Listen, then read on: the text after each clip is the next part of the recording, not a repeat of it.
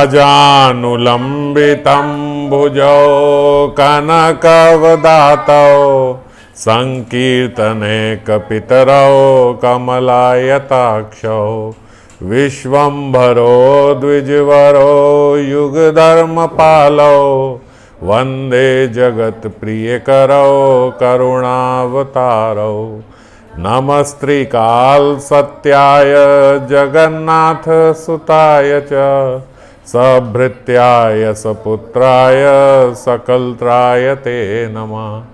ओम अज्ञानतिमिरन्धस्य ज्ञानाञ्जनशलाकया चक्षुरुन्मीलितं येन तस्मै श्रीगुरुवे नमः।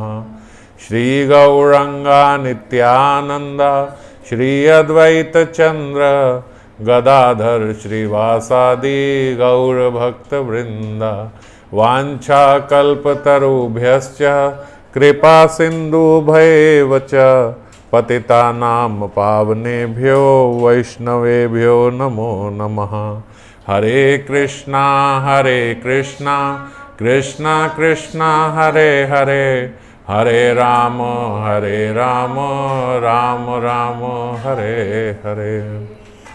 तो श्रीमन महाप्रभु की नवद्वीप में सुंदर लीलाओं का चित्रण चल रहा है और ऐसे ही जो निंदक थे उनको कई कई प्रकार से श्रीमन महाप्रभु उनके भक्ति का उदय करने के लिए किसी को प्रेम से और किसी को दंड से लीलाएं किया करते।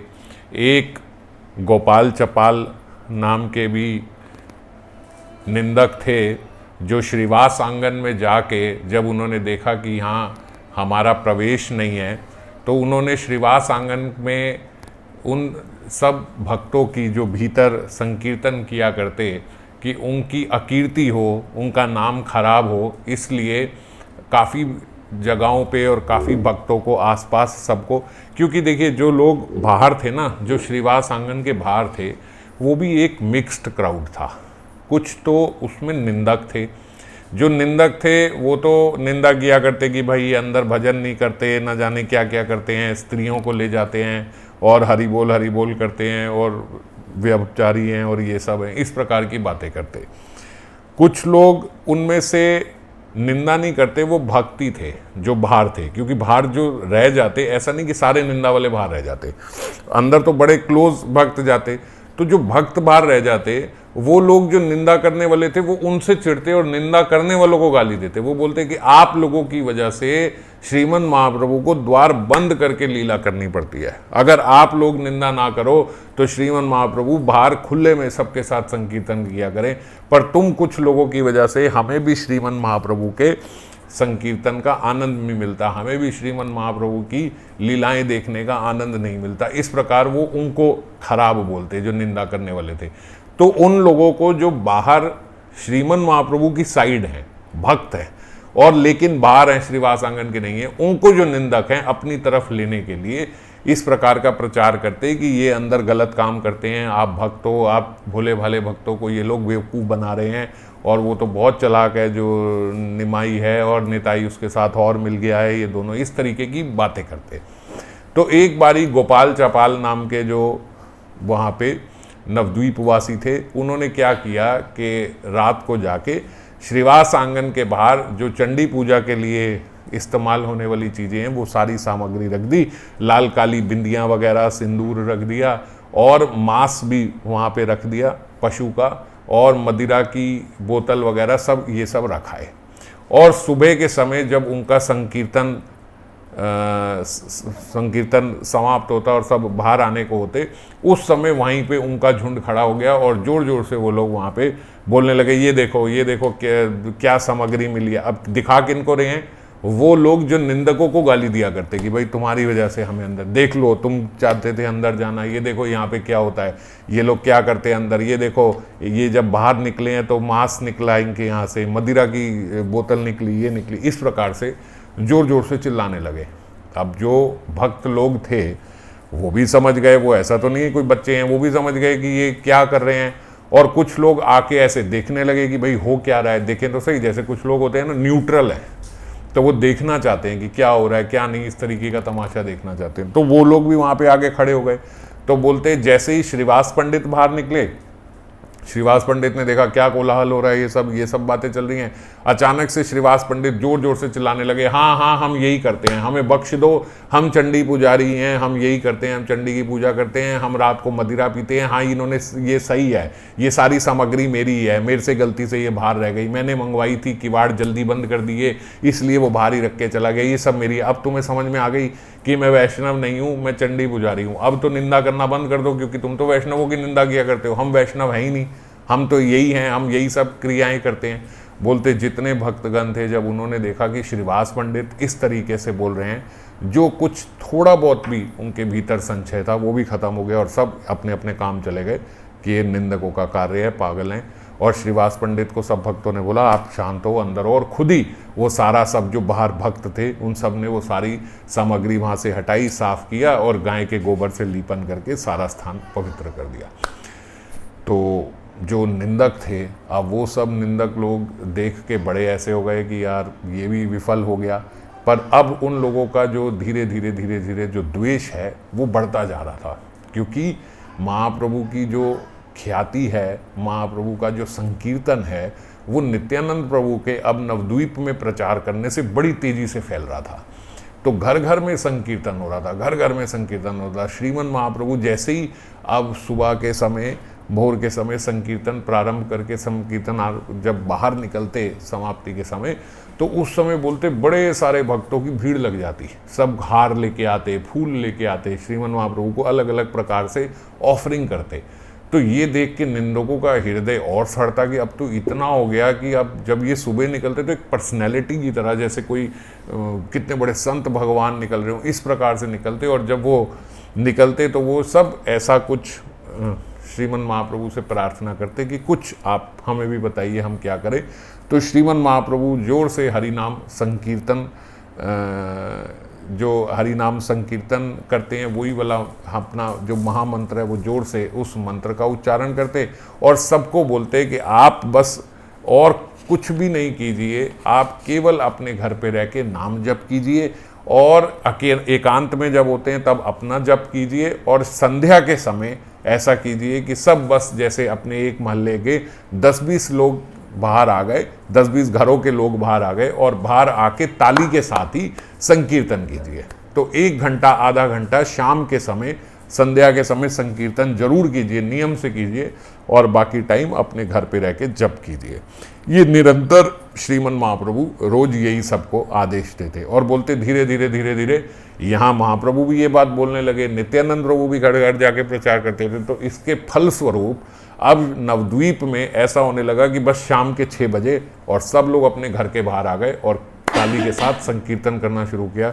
और बोलते पूरे नवद्वीप में ऐसे जैसे एक साथ संकीर्तन होता, गली गली में हर जगह संकीर्तन, सब घर के बाहर आ जाते और घर के बाहर आके ताली बजा के संकीर्तन करते। तो वहाँ पे एक संत रहते थे जो इधर उधर भ्रमण किया करते थे, जैसे आज संतों की रीति होती है कि इधर भिक्षा वेश में इधर उधर भ्रमण किया। तो एक संत थे, वो केवल दूध पी के ही अपने जीवन का निर्वाह करते थे। तो वो श्रीवास पंडित से बड़ी प्रार्थना किया करते, सन्यासी वेश में इधर उधर घुमा करते और आजीवन केवल दूध पीते बस, और कुछ नहीं खाते। कभी बड़ा कुछ हुआ तो फल खा लिया हल्का सा, नहीं तो बोलते थे फल भी उन्होंने अपने जीवन में नाम मात्र ही खाया था, केवल दूध पीते बस, वो भी भिक्षा से दूध छाछ मिल गया बस वही खाया, और अपने जीवन का निर्वाह करते हुए हरिनाम संकीर्तन करते।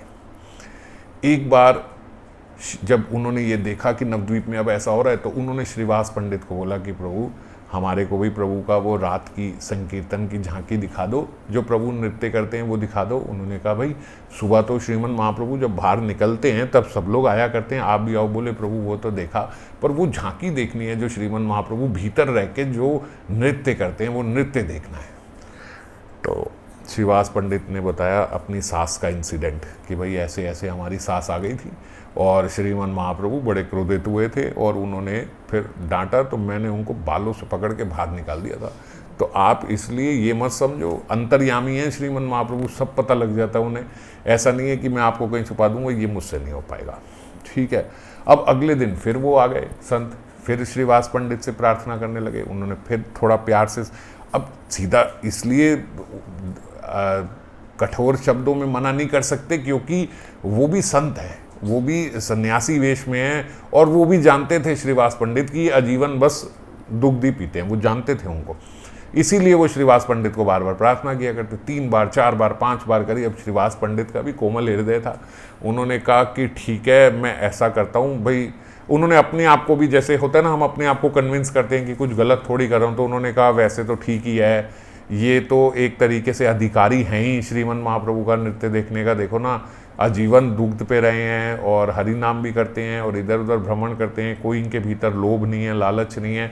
तो ऐसे लोग भी अगर श्रीमन महाप्रभु का नृत्य नहीं देखेंगे तो कौन देखेगा, मतलब इतने वो तपस्वी हैं ये। तो कहते उन्होंने ये बात सोच के उनको बोला कि चलो ठीक है, आप घर के भीतर आ जाओ और आप छुप जाना कहीं, बस ये ध्यान रखना आपको दिखना नहीं है, आप आराम से छुप के बैठ जाओ, प्रभु का नृत्य देखो और सुबह होते ही आप चले जाना। हाँ, बस एक बार आप मुझे दिखा दो, दोबारा मैं भी आपको नहीं बोलूँगा। ठीक है, वो बैठ गए। अब श्रीमन महाप्रभु आए, रोज की तरह संकीर्तन प्रारंभ हुआ। आज बोलते विश्वम्बर जो हैं तो सर्वज्ञ शिरोमणि, सब जानते ही हैं। उन्होंने थोड़ी देर नृत्य करके, थोड़ी देर तो बड़े आनंद से नृत्य किया, आधा पौना घंटा तो बहुत अच्छे से नृत्य किया जैसे करते थे। आधे पौने घंटे बाद फिर वही श्रीमन महाप्रभु बोलने लगे कि पता नहीं क्यों कुछ प्रेम की कमी लग रही है, आज वो उल्लास से संकीर्तन नहीं हो पा रहा।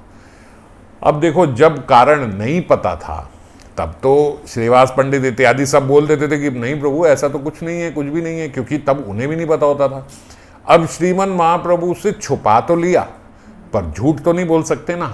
तो अब जब प्रभु ने ये बोला तो बोलते श्रीवास पंडित सामने आए और उन्होंने, श्रीवास पंडित ने बोला प्रभु को, उन्होंने बोला ऐसा लगता है, महाप्रभु ने कहा कोई है यहाँ पे जिसको नहीं होना चाहिए।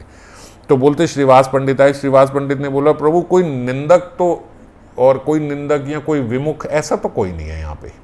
तो समझ गए थोड़ा एक उससे कि कोई निंदक तो नहीं है, कोई विमुख जीव तो नहीं है, ऐसा तो कोई नहीं है। तो श्रीमन महाप्रभु ने कहा अच्छा, पर पता नहीं क्यों ऐसा लगता है कोई है जो रोज नहीं होता था। अब जब ये बोल दिया तो श्रीवास पंडित फंस गए। अभी तक तो देखो वो भी थोड़ा टैक्टफुली बोल रहे थे कि कोई निंदक नहीं है, कोई विमुख नहीं है।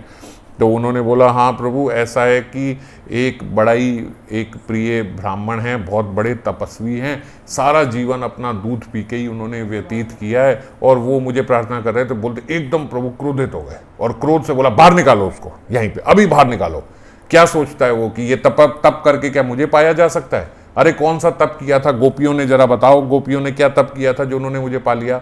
कौन सा तप किया था इसने, गजेंद्र ने जो उसने मुझे पा लिया था, या वानरों ने ऐसा कौन सा तप किया था? क्या तप किया था इन्होंने? कोई तप था गजेंद्र का, वानर का कोई तप? तप से मुझे पाया जा सकता है क्या? मेरे साथ संबंध किसी तपस्वी का हो सकता है कोई तप से? अरे कोई बड़े से बड़ा क्यों ना सन्यासी बन जाए, तपस्वी बन जाए, उसका मेरे से इस प्रकार से संबंध नहीं हो सकता कि वो यहाँ पे आ जाए। असुर भी जो होते हैं वो भी बहुत बड़ा तप करते हैं। क्या रावण ने कम तप किया था? वो कम तपस्वी था? बाहर निकालो उसको अभी यहीं के यहीं। और बोलते जब ऐसा बोला तो चुप करके वो जो ब्राह्मण थे, वो ब्राह्मण निकल के अपने आप ही स्वतः निकल के बाहर चले गए। और बोलते जब बाहर गए तो उनके भीतर एक ऐसा भाव आया कि देखो मेरे अंदर एक अहंकार तो था कि मैं बहुत तपस्वी हूँ, और उसी अहंकार से मैं श्रीवास पंडित से प्रार्थना किया करता था कि मुझे तो अंदर डालो, मुझे तो अंदर डालो, मुझे तो प्रभु का वो झांकी दिखाओ। मैं ये क्यों बोलता था कि मुझे भी दिखाओ? क्योंकि मेरे अंदर ये एक अहंकार था कि मैं तो इतना तपस्वी हूँ, मुझे तो दिखाओ। इसी अहंकार से तो मैं सबसे अलग जाके श्रीवास पंडित को बोला करता था, और वही अहंकार का वास्ता दे के मैं श्रीवास पंडित अंदर गया। तो जिस प्रकार का मैंने अपराध किया उसी प्रकार का मुझे दंड भी मिला। तो ठीक दंड मिला मुझे। और ये देखो ना, उसने अपने मन में ही सोचा। और देखो प्रभु का कितना कोमल स्वभाव है कि वो सर्वज्ञ शिरोमणि है। जो बात उन्हें आधे घंटे बाद पता लगी, क्या आधे घंटे पहले उन्हें ये बात नहीं पता थी? उन्हें शुरू से पता था कि मैं अंदर हूँ, वो शुरू से जानते थे कि कोई ऐसा जीव अंदर है। मगर तब भी आधा घंटा उन्होंने मुझे नृत्य दिखाया, आधा घंटा अपनी वो झांकी दिखाई जो झांकी में देखना चाहता था, और वो दिखा के फिर उचित ही दंड दिया मुझे। ऐसा दंड मुझे मिलना ही चाहिए। अब बोलते प्रभु तो सर्वज्ञ शिरोमणि है ही ना, तो सर्वज्ञ शिरोमणि सिर्फ ये थोड़ी कि कौन कहाँ है, वो ये भी जानते हैं कि किसके मन में क्या चल रहा है। अब जो यहाँ प्रभु क्रोधित हो रहे थे वो चुपके से चले गए। श्रीवास पंडित भीतर गए उनको निकालने के लिए, तो देखा वो तो पहले ही निकल चुके हैं। तो श्रीमन महाप्रभु को बोला, प्रभु वो तो चले गए। अब प्रभु तो समझ गए थे कि उनके मन में क्या चल रहा है, जल्दी भाग के जाओ और उसको लेके आओ। अब सब लोग डर गए कि आज प्रभु शायद इसकी पिटाई करेंगे, अच्छे से दंड देंगे इसको। सबको अद्वैत आचार्य की पिटाई याद थी कि शांतिपुर में ही अद्वैत आचार्य की पिटाई हुई थी। आज सब लोगों को लगा कि प्रभु फिर क्रोध में है और उस ब्रह्मचारी को बुला ले, तो उस ब्रह्मचारी की आज हो ना हो लगता है शायद पिटाई होगी। तो उस ब्रह्मचारी को श्रीवास पंडित डरते डरते, भाई प्रभु अब चलो आपको चलना होगा।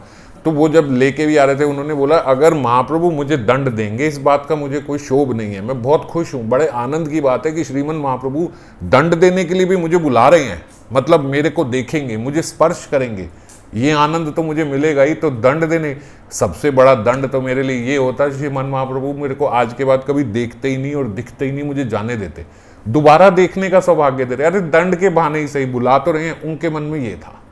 अब उनके मन में क्योंकि ये था, बोलते श्रीमन महाप्रभु ने जैसे ही वो भीतर आए उन्होंने प्रणाम किया, प्रणाम करते ही श्रीमन महाप्रभु ने उनके मस्तक पे अपने चरण रख दिए और उठा के उन्हें गले लगा लिया, आलिंगन कर लिया और उन्हें बोला, बच्चे आज के बाद कभी ऐसा मत सोचना कि तप करने से भगवत प्राप्ति हो जाती है। तप करने से कभी भगवत प्राप्ति नहीं होती, प्रेम से भगवत प्राप्ति हुआ करती है। हम सोचेंगे केवल वैराग्य के बल पे हमें भगवत प्राप्ति हो जाएगी, बड़ा शुष्क है वैराग्य, अगर प्रेम ना हो तो बहुत शुष्क है।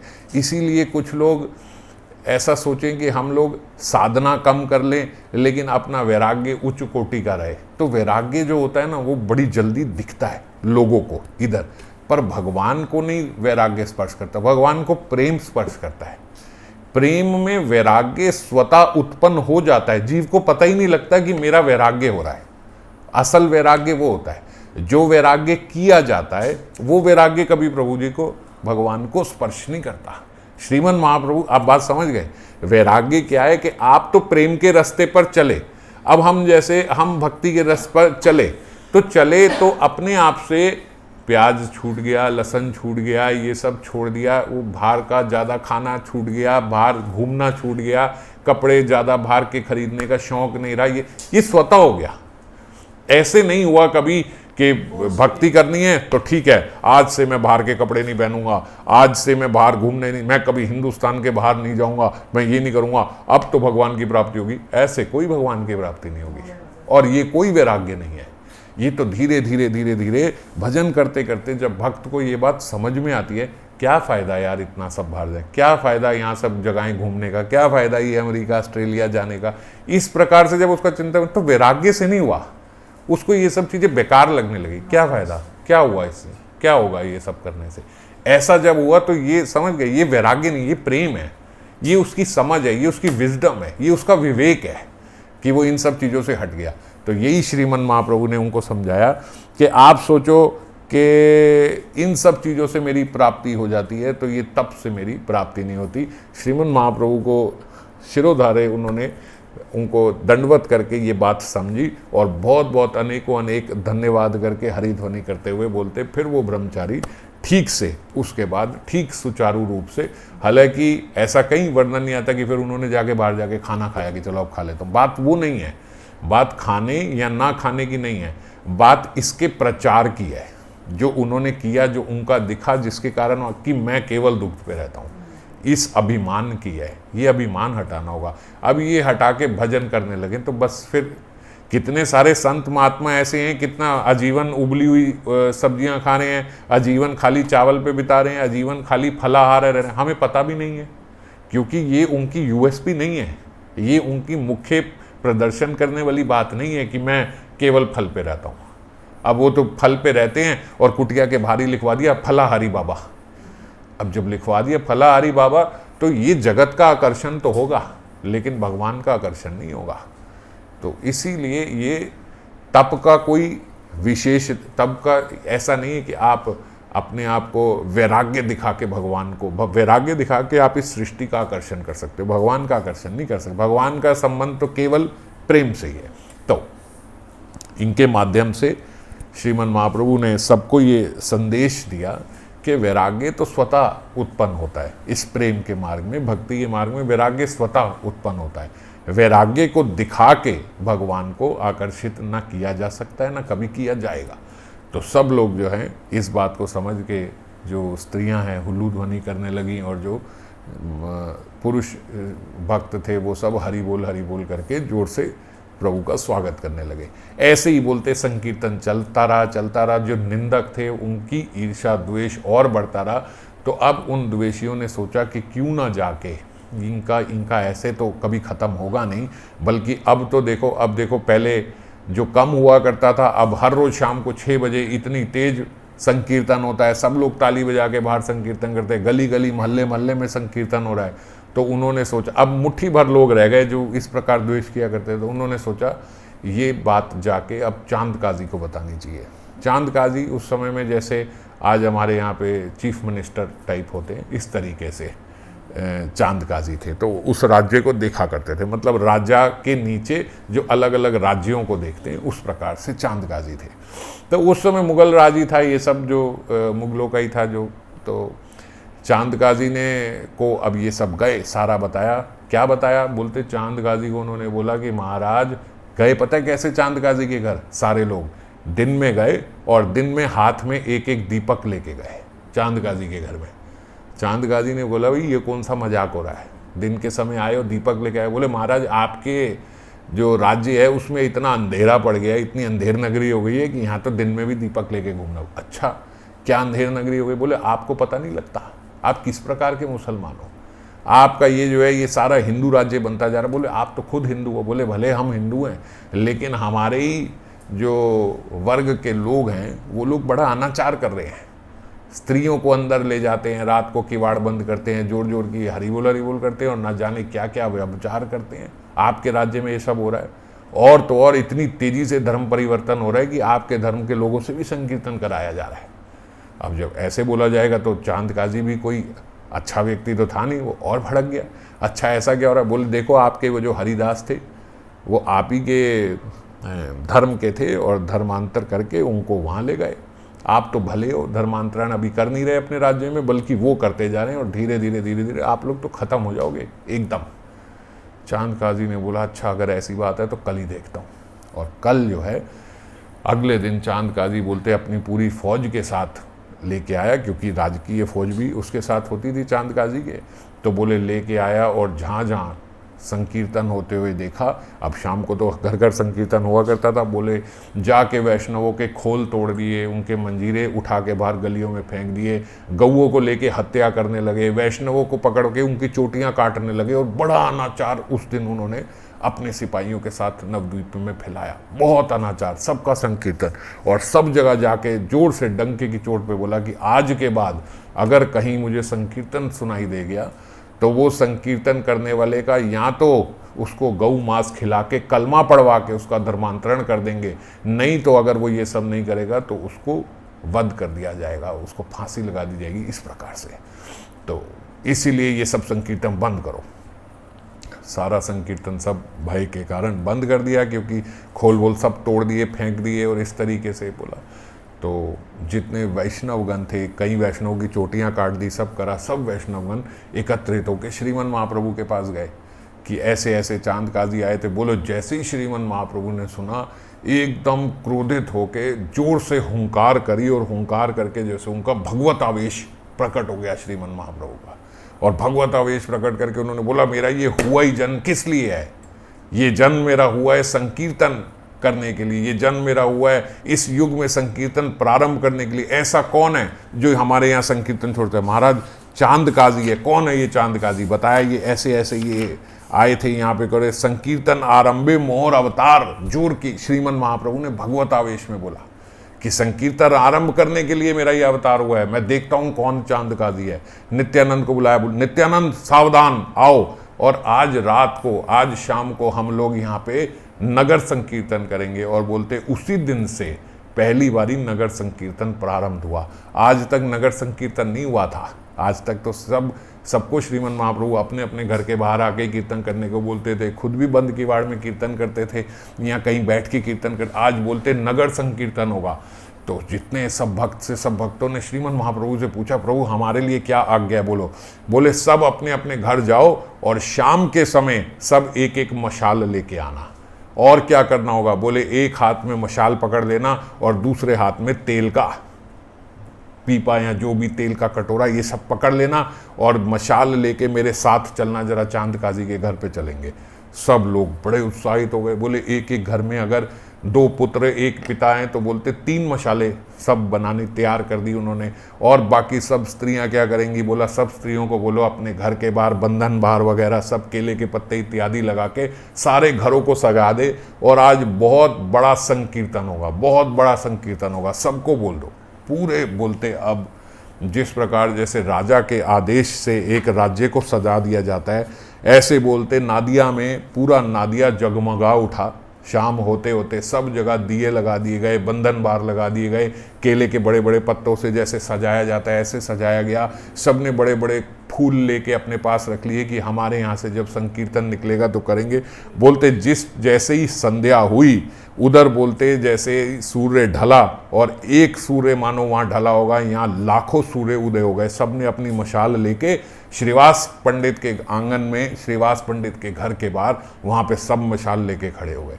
कितने लोग आए होंगे? बोलते लगभग जब प्रारंभ हुआ तो 10,000 के करीब लोग आए होंगे वहाँ पे मशाल लेके। और 10,000 लोगों की मशालें। और श्रीमन महाप्रभु ने अद्वैताचार्य को बोला, अद्वैताचार्य आप सबसे आगे जाके संकीर्तन कर। अब क्योंकि 10,000 लोग हो गए, एक साथ संकीर्तन नहीं होगा, आप सबसे आगे रह के संकीर्तन करोगे। और हरिदास को बोला आप मध्य में रह के संकीर्तन करोगे। जो श्रीवास पंडित थे उन्हें बोला आप थोड़ा और इन दोनों से पीछे रह के संकीर्तन करोगे। नित्यानंद प्रभु को बोला, नित्यानंद प्रभु ने देखते ही हाथ जोड़ लिए, प्रभु मैं आपके साथ रहूंगा, मुझे कहीं दाएं बाएं आप नहीं डालना। जैसे ही देखा आप संकीर्तन करोगे और मैं पीछे पीछे आपको संभालने के लिए चलूंगा, मेरा नाम कहीं मत लेना, आगे मध्य पीछे कहीं नहीं, आपके साथ आपके पीछे। श्रीमन महाप्रभु ने बोलते उनको देख के गाढ़ आलिंगन कर दिया, उन्हें बोला आप मेरे साथ ही चलना। अब होने क्या लगा कि अद्वैताचार्य सबसे आगे, मध्य में हरिदास जी अद्वैताचार्य के साथ एक मंडली बनाई कि आप इनके साथ संकीर्तन करोगे, खोल बजाओगे, ये करोगे। बीच में हरिदास जी, उनके साथ एक अलग मंडली बनी।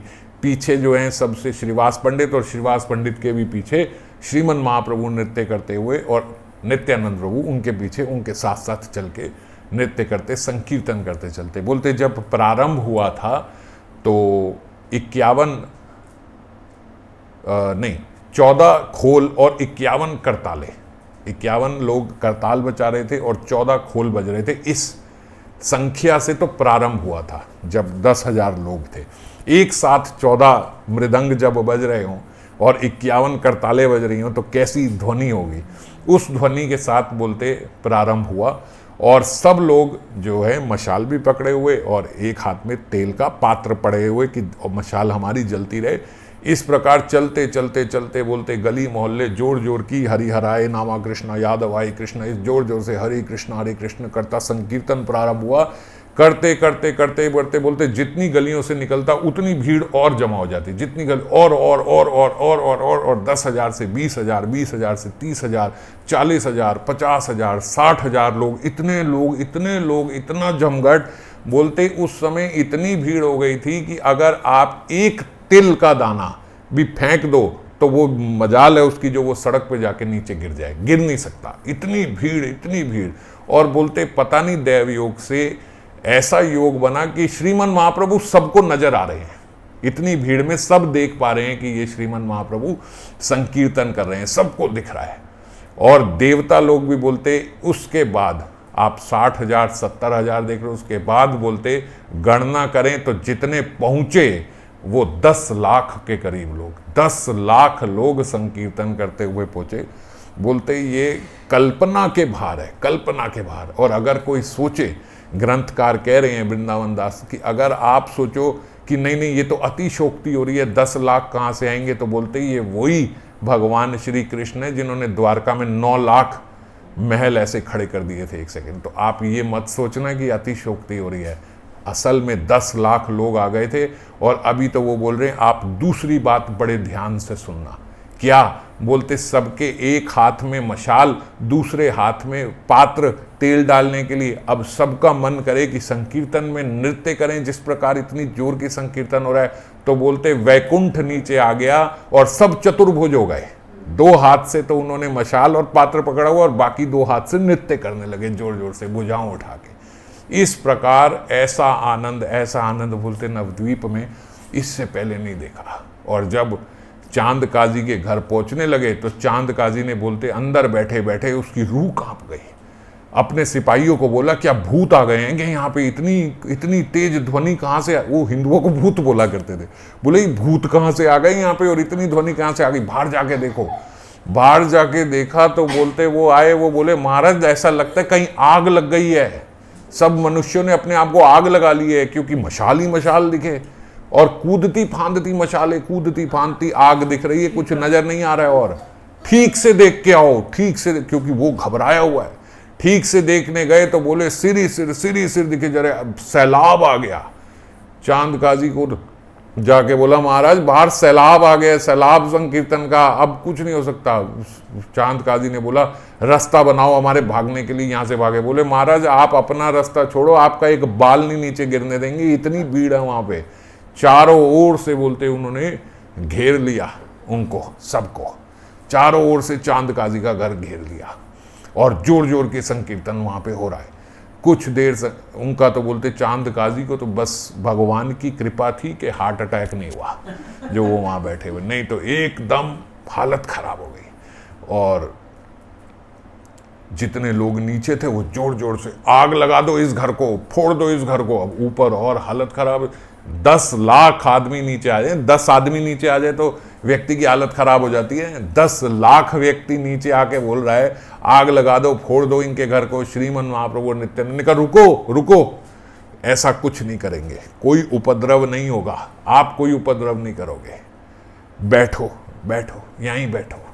वहीं बोलते द्वार पे बैठे, उनके द्वार के एक तरफ महाप्रभु, एक तरफ नित्यानंद और बाकी सब लोग जितने 10 लाख लोग थे मिसाल लेके वहीं बैठ गए। अब चांद काजी ने सिपाहियों से पूछा बचने का क्या उपाय है? उन्होंने कहा महाराज बचने का एक ही उपाय है, चुप करके नीचे चलो, मुंह नीचा करके, और पूछो क्या करना है, भागने का कोई उपाय नहीं है अब तो। चांद काजी बोलते हाथ जोड़े हुए नीचे आया। श्रीमन महाप्रभु को बोलते जैसे आज तक चांद काजी ने कभी श्रीमन महाप्रभु को देखा नहीं था, केवल सुना ही तो था कि वो ऐसे करते हैं। बोलते ये कौन से प्रभु हैं? बोलते ये वो प्रभु हैं जो अपने स्वरूप से दूसरे का स्वरूप जागृत कर देते हैं, स्वरूप जगा देते हैं ये दूसरे का, ये वो प्रभु हैं। श्रीमन महाप्रभु को जैसे ही देखा, देखते ही मुग्ध हो गया चांद काजी, देखता रह गया। नित्यानंद प्रभु को देखा, अश्रु बहने लगे चांद काजी के, वो भी वहीं बैठ गया। मेरे लिए क्या आज्ञा है? बोले क्या करा था तुमने जब वहां आए थे? कान पकड़ के बोलता हूं मुझसे गलती हो गई, आज के बाद नहीं होगा। बोलते आपने वैष्णवों को मारा, बहुत बड़ा गलती हो गई। क्यों किया? बोले प्रभु आप ही के वर्ग के कुछ लोग आए थे जिन्होंने मेरी बुद्धि खराब कर दी, वैसे ही मेरी बुद्धि जन्म से थोड़ी खराब है, थोड़ा और उन्होंने बोला मुझसे ये अपराध हो गया। एक बात बोलूं प्रभु? चांद काजी ने बोला बोलो। चांद काजी ने बोला प्रभु आपके एक भगवान है ना जिनका मुख शेर जैसा है? बोले हाँ नरसिंह भगवान। हाँ प्रभु नरसिंह भगवान। बोले वो रात को मेरे स्वप्न में आए थे और उन्होंने बोला कि तूने मेरे परिकरों का संकीर्तन रुकवाया, अगर तूने मेरे परिकरों को आज के बाद तंग किया तो मैं वंश समेत तेरी पूरी प्रजाति खत्म कर दूंगा। बोले प्रभु मैं डर गया और ये देखो, अपनी जो कमीज थी वो उतार के दिखाई। बोले ये देखो उनके पंजों के निशान आपके भगवान के, वो मेरी छाती पे ऐसे बैठ के गए थे। जैसे ही श्रीमन महाप्रभु ने बोला, श्रीमन महाप्रभु ने बोला अरे आपके तो चिन्ह इंगित कर दिए, आप तो परम भक्त हो, नरसिंह भगवान ने अपने चिन्ह आपको दे दिए और आपने ऐसा उपद्रव किया तब भी भगवान ने, यही तो हमारे कृष्ण हैं, यही तो हमारे इष्ट हैं, कितनी कृपा करी आप पे। बोले प्रभु मुझसे अपराध हो गया, आज के बाद ये कभी नहीं होगा, आज के बाद आपके संकीर्तन को कोई कभी नहीं रोकेगा। और ये जो चिन्ह है ना, ये मैं बंगाल सरकार से ये चिन्ह जो है ये आपको प्रदान कर दूंगा। आप जहाँ जहाँ संकीर्तन लेके जाओगे ये चिन्ह आगे रखना, और बंगाल सरकार से आपको इजाज़त दिलवाऊंगा कि जो ये चिन्ह लेके चलता हो उसका संकीर्तन कभी नहीं रोका जाएगा। और आज भी जब आप देखो वैष्णवों के यहाँ जब संकीर्तन चलता है तो एक खूंटी लेके आगे चलते हैं, एक आगे लोहे का एक ऐसे एक साइन बना होता है, वो लेके चलते हैं, उस पर तिलक लगाया होता है, सब करते हैं। वो नरसिंह भगवान के पंजों का निशान है। वो उस समय जो चांद काजी के हृदय पे जो चिन्ह बन गए थे, वो चिन्ह उसने एज इट इज़ वो खूंटी बनवा के बोला ये चिन्ह अब आपका हो गया। ये जो मेरे छाती पे उन्होंने चिन्ह दिया ये चिन्ह भी आपका, आप ये चिन्ह लेके चलना। और बंगाल सरकार से बोलते उस समय इजाज़त मिल गई थी कि पूरे मुगलों के राज में संकीर्तन की इजाज़त मिल गई थी कि जो ये चिन्ह लेके चलेगा उनको करने दो, और किसी को भले रोकना, इन लोगों को संकीर्तन करने से नहीं रोकना। श्रीमन महाप्रभु ने बोला और सुनो, आप गाय का दूध पीते हो? हाँ हाँ प्रभु, मेरे घर भी गाय है, मैं उसका दूध पीता हूँ। तो जो इसका दूध पीते हो वो कौन हुई? माता हुई ना? हाँ हाँ हाँ माता हुई। अपनी माता को ही हत्या करके उसका मांस खाते हो, गलती हो गई प्रभु, अब नहीं होगा, सबको मना कर दो, गौ हत्या नहीं होगी। उस समय श्रीमन महाप्रभु ने संकीर्तन के बल पे गौ हत्या रुकवा दी थी, और सब उन्होंने गौ हत्या बोल दी। आज के बाद गौ हत्या नहीं होगी। और तुम शास्त्र भी फाड़ते हो, आज के बाद कभी प्रभु ऐसा नहीं होगा, और कोई धर्म परिवर्तन नहीं होगा, कोई धर्म परिवर्तन नहीं होगा प्रभु। ये कह के बोलते श्रीमन प्रभु वहां से निकलने लगे। फिर से संकीर्तन प्रारंभ हुआ, निकलने लगे। चांद काजी ने पीछे से श्रीमन महाप्रभु के चरण पकड़ लिए। रुको, महाप्रभु ने बोला रुको रुको रुको रुको। रुके, बोलो चांद काजी और क्या चाहिए? बोले प्रभु जगाई मदाई पे कृपा करके गए थे, मुझे ऐसे ही छोड़ के जा रहे हो, मेरे पे कृपा नहीं करोगे? श्रीमन महाप्रभु ने आलिंगन किया चांद काजी का, और बोलते चांद काजी जोर जोर की हरि ध्वनि करते हुए नाचने लगे, हरि बोल करते हुए चांद काजी नाचने लगे। और आज भी अगर हम नवद्वीप में जाएंगे उस साइड में, तो चांद काजी की बोलते वहाँ पे अभी भी समाधि है, और चांद काजी की जो समाधि है वहाँ पे उनके वंश के लोग अभी भी हैं, वहाँ पे बैठे होते हैं उनके वंश के लोग। और वहाँ पे एक नीम का वृक्ष है, और उस वृक्ष में से नरसिंह भगवान प्रकट हो गए स्वतः। और बोलते जो वो वहीं पे एक पुष्पों का भी एक कौन सा पुष्प है मुझे अभी याद नहीं, सफ़ेद रंग के हैं, तो वहाँ पुष्पों का भी एक वृक्ष है, और रोज़ाना एक पुष्प जो है, हालांकि उसका एक सीज़न होता है कि इस सीज़न में ही वो पुष्प निकलेंगे, लेकिन उस वृक्ष में 12 महीने पुष्प रहते हैं, और रोज एक पुष्प जो है चांद काजी की समाधि पे गिरा करता है, रोज एक पुष्प। और उनके जो वंशज वहाँ बैठते हैं, बोलते जो लोग जाते हैं वो गर्व से बताते हैं कि हम चांद काजी के वंशज हैं जिन पे श्रीमन महाप्रभु ने कृपा करी थी, और वहाँ पे बैठ के हरिनाम संकीर्तन भी करते हैं। तो आज भी उनके वंशज जो है वो मानते हैं श्रीमन महाप्रभु को सब अच्छे से। तो अब कभी हम लोग भी जब जाएंगे तो विशेष रूप से